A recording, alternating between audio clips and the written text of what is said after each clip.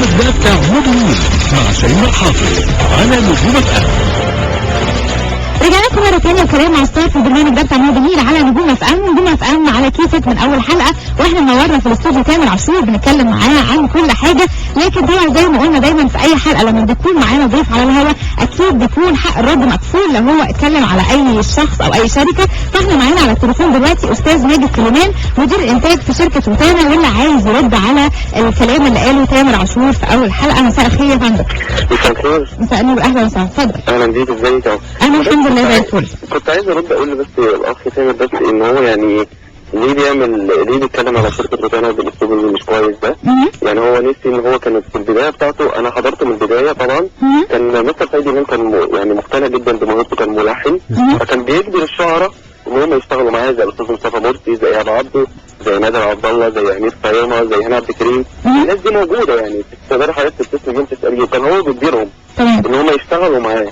هو كان مقتنع بيه كملحن. وبعدين كان عامل له، كان في نفس الوقت كانت عامله له مشكله النقطه دي مع الملحنين التانيين اللي هم السوبر ستار في الوقت ده، ان هم ما بيتعاملوش مع الشركه قد ما هم تامر بيتعامل مع كل موظفين الفنانين بتوع الشركه. يعني احنا اللي كنا طبعا ماسكين اختيارات الفنان فضل شاكر، الفنانه اليسا، فكان تامر هيروح لهم ازاي؟ ما حدش يعرفه.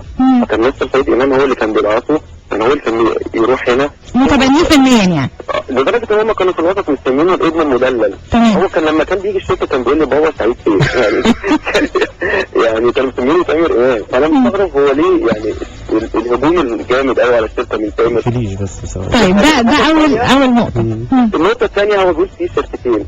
هو لما جه المستر سعيد حب ان هو يعني يخليه يغني، كانت مامة تامر كانت رافضه، قالت فيه يعني باب رزق جاله مسترخين، يا ريت بلاش يقطعه. قال لها لا ما خديش، انا مقتنع بموهبته والحمد لله. كمغني مقتنع بموهبته كمغني. نجح والحمد لله. بعد ما نجح في ميشن 1 اللي هو نزل فيه، على فكره دي كانت اول حاجه ليه، ملوش البومات قبل كده يعني. فقال انا في شركه عرض عليا ان انا يعني تمضي معايا. قلنا له الشركه وافقت، لان هي برضه الشركه ما كانتش متمسكه بيه قوي. قالت له اوكي ماشي، يدفع الشرط الجزائي ويتفضل يفتح العقد. فانا بس يعني حبيت ارد على النقط دي. طيب انت يعني في كمان نقطة العقود التعسفية اللي كان برضه تامر قالها في اول حلقة، انه بتعملوا عقود للشعراء والملحنين التانيين اللي تامر عايز يتعاون معاهم في الالبوم، فدي كانت نوع من انواع الضغط على انه يخلص الالبوم بتاعته بسرعة. لا بالعكس، هو حتة الملحنين العقود دي بتبقى سيستم ماشي عليه للشركة، لمعظم الشركات عشان خاطر تضمن حق الشركة. فده اي حد بيجي يتعاقد مع شركة او اسم شركة روتانا، ما كانش حد بيعمل فيها مشكلة مع الملحنين، لان ما فيش حصلت معانا مشكلة. اللي بيعجبنا من معاه اغنية لما بيجي يجيب التنازل كان بيبقى الامر بسيط جدا يعني. ما فيش بعكس شركات تانية كانت بتعذبهم في حتة المقابل المادي ده، انما احنا لا، ما كانش فيه تعسف. استاذ ماجد بالنسبه انا اسف لا اتفضل. في هو نقطه الثالثه ان هو الالبوم بتاعه اتاخر. احنا كنا يعني مستر سعيد هو اللي بيختار الاغاني بتاعت تامر انا على فكره اللي بيختار، لدرجه ان كان في اغنيه في الالبوم الاخير بتاعته اسمها اقدر. اساليه هو مين تامر موجود عندك، اساليه هو اللي جايبها له مستر سعيد. طيب هو كتير بس يعني استاذ ماجد تامر على الهوا برضه عايز يعقب على النقاط اللي حضرتك قلتها، ف هو معاك على الهوا. اتفضل يا تامر، كنت عايز ترد تقول ايه على النقاط؟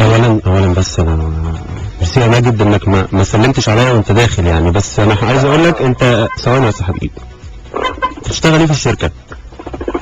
نعم. البوزيشن بتاعك ايه في الشركه؟ انا مدير انتاج. لا يا حبيبي انت مش مدير انتاج، انت بتودي فلوس وتجيب فلوس، ده رقم واحد. لا انا رقم ثواني بس انا ليك ايه يا حبيبي؟ انا ليا رقم اتنين ما اسموش مستر سعيد، انت تقول له مستر سعيد، انا ما اقولوش مستر سعيد، انا اقول له سعيد. لا. رقم 3 بعد اذنك يا شيماء، رقم 3 اغنية هو انا بستسلم كلمات مين والحان مين؟ انا بسألك على حاجة ما ترد، انت مش شغال في الشركة. اغنية هو انا بستسلم كلمات مين والحان مين عشان اعرف ارد عليك. ايه؟ الو؟ ايوه بيقطع ولا ايه؟ اتفضل. اغنية هو انا بستسلم دي كلمات مين والحان مين؟ انا دلوقتي انا برد عليك في حاجات. انت مش شغال في روتانا؟ نعم. مش مدير انتاج في روتانا انت؟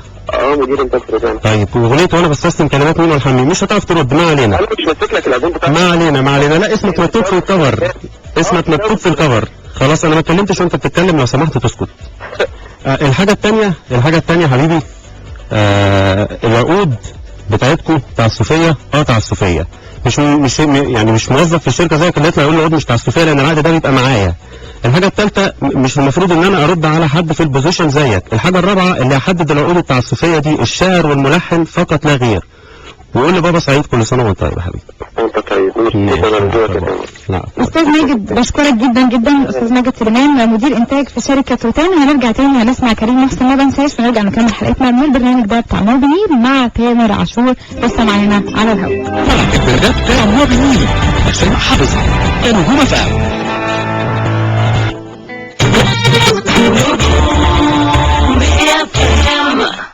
بمناسبة فوز شركة CBCM الوكيل الوحيد لبوجو في مصر بجائزة أفضل أداء وكيل لبوجو في العالم 2010، ولأن عملائنا هم سبب نجاحنا قررنا نشارك المصريين فرحتنا وبنقدم لهم أسعار خاصة على بوجو 308 و207 هاتشباك أو SW تبدأ من 129,000 جنيه. يعني لما تشتري في بوجو بتتعامل مع CBCM أفضل وكيل لبوجو في العالم. العرض لفترة محدودة، اتصل على 19 الوكيل الوحيد CBCM وجهة باصة باور باي موبيل 1 معا للأفضل.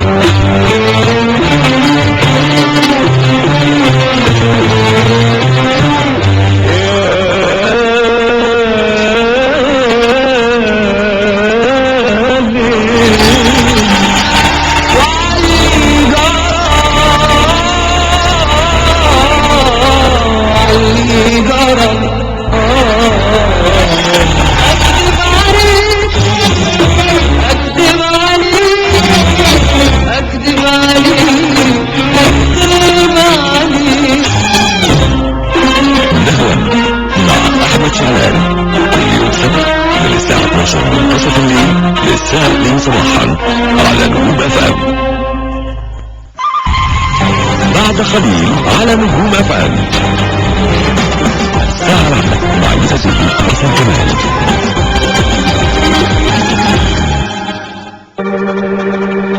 ودي عطا. ايوه ست الكل، جهزت فرقه ولا كله مستنم عليك، عايزين نبقى ستايل كله زي الفل. القبايل باين عليه النهارده في ريبيس. يلا يا ابله يلا 1 2 التاريخ قالوا مزيكا قلت نروح.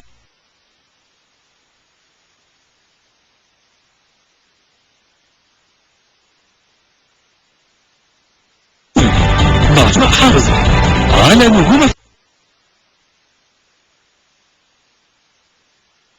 كلام مع ستارز. البرنامج ده بتاع موبينيل مع شيماء خطير على نجوم FM.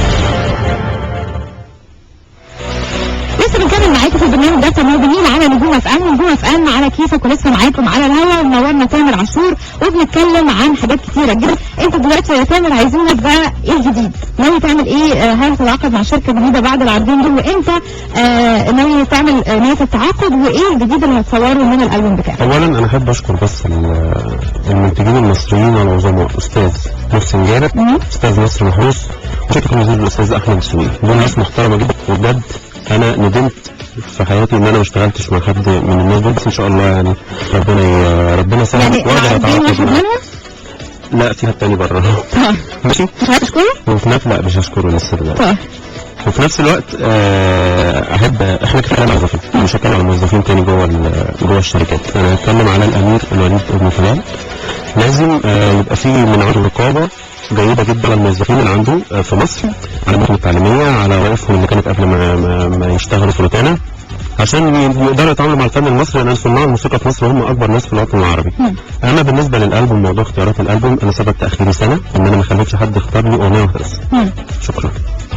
طب ايه الجديد اتصور امتى؟ انا بقى عندي وبعدين ونستبع. ولا محتار ما بين وليه بعدين ونستبع.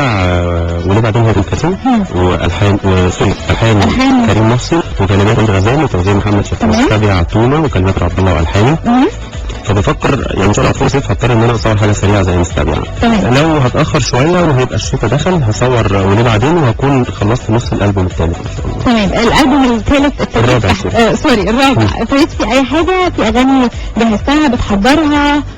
عملت اغنيه كلماتي والحاني اسمها عايزاني الكذاب، لسه ما خلصتهاش، وان شاء الله في اغنيتين كمان اعملهم مع الامير عبد الله، وداخل في الشغل مع استاذ ايمن بعد امل واستاذ مصطفى ووليد سعد. ده يعني فريق العمل طبعا. في الالبوم الرابع. طبعا. طيب هل ناوي تعمل اي حاجه للاطفال؟ والله انا فكرت في فكره الاطفال دي في وقت ان لو لقيتها انها لازم عشان تتعمل يبقى في لازم اولا يبقى في مناسبه للاطفال، ما ينفعش ازعلهم، انا ابقى معاهم اول مره وانا بقولها. فنادر عبد الله عليا الفكره ديت قبل كده، وقلنا ان احنا هنشتغلها بس في اول مناسبه للاطفال ان شاء الله هتلاقوني بقى.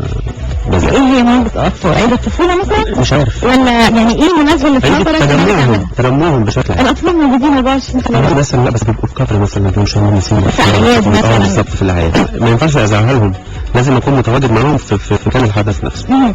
طيب مش ناوي تعمل فوتو؟ يعني تنبؤوا الكثيرين انك هتعمل فوتو مع شيرين. والله هو كان في كلام من فتره، كان في كلام بس ما استقرناش على فكره. تمام. يعني ما استقرناش على فكره لحد لكن دلوقتي. الفكره قائمه طبعا. لما تيجي فكره جديده ان شاء الله. طب احنا متوقعين بقى الالبوم الرابع لتامر عاشور يكون امتى؟ هنستنى سنتين ولا يعني ناس كتير بيلوموك انك بتتاخر؟ هل هيحصل تاخير ولا ان شاء الله عامل توقيت زمني لا طالما الالبوم ما فيهوش روتانا باذن الله هيخلص بسرعه جدا جدا جدا. سنتين؟ اقل من سنتين طبعا باذن الله. تامر عاشور بشكرك جدا على وجودك معانا في البرنامج بتاع مدني، بتمنى لك كل توفيق وان شاء الله في انتظار الالبوم الجديد. طبعا لسه ما عملتش فيه غير 4 اغاني فمش هنقول اسمه ايه ولا شكله ايه، بس ان شاء الله بنتمنى لك كل التوفيق. انا كل الناس اللي دوشوا النهارده بموضوع بره الفن، بس معلش دي كانت امور لازم تتطرح. كل سنه وانت طيب. كل سنه وانت طيب. بشكر كل اللي بعتونا النهارده وتواصلوا معانا من خلال SMS او من خلال الصفحه الرئيسيه بتاعتنا على الفيسبوك نجوم اف ام داش اي بي دي بي ام. بكره هيكون معاكم ميعاد جديد في البرنامج ده بتاع مدني، لكن بكره ده هيكون ان شاء الله يوم الاحد الجاي. استنونا وحلقه جديده من البرنامج ده بتاع مدني دقايق، وهيكون معاكم حسن كمال ويوسف الحسيني وساعه لعقلك. هسيبكم دلوقتي.